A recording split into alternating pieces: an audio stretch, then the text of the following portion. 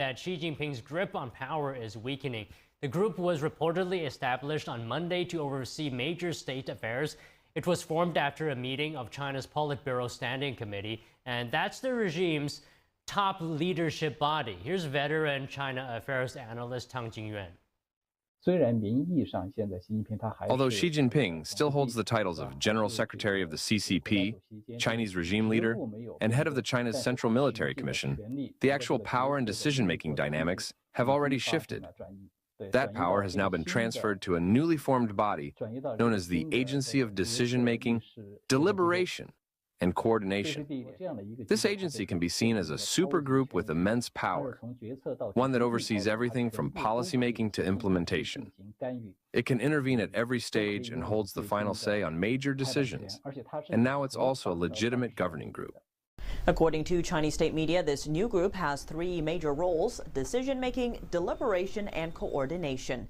In other words, all major Chinese affairs will go through the group. This can be seen as a major restructuring and transfer of Xi Jinping's power. It looks like the regime has officially declared a complete end to the era in which Xi held absolute authority. The new group is an apparent challenge to what Xi has been working towards, a party where he alone is the central power.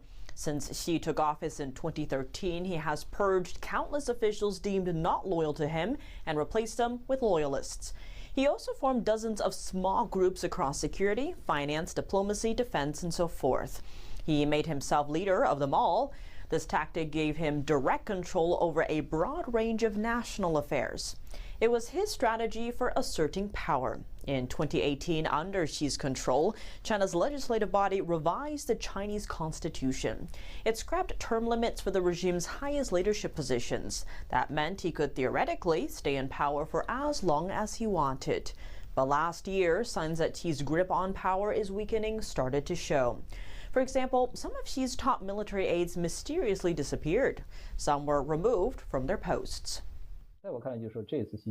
In my view, this shift in Xi Jinping's power has, to a large extent, eliminated the immediate and urgent risk of war over Taiwan in the short term. However, in the long run, as long as the Chinese Communist regime still exists, the danger of a Taiwan Strait War and the threat of Taiwan being annexed will always remain. Then who is leading the internal opposition against Xi? Tang and many China analysts point to several veteran regime leaders, including former regime head Hu Jintao, former Chinese Premier Wen Jiabao, and the Chinese military second-in-command Zhang Youxia.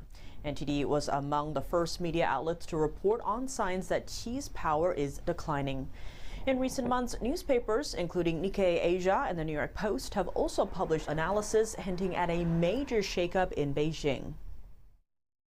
Coming up, President Trump is expanding his brand, this time into perfume.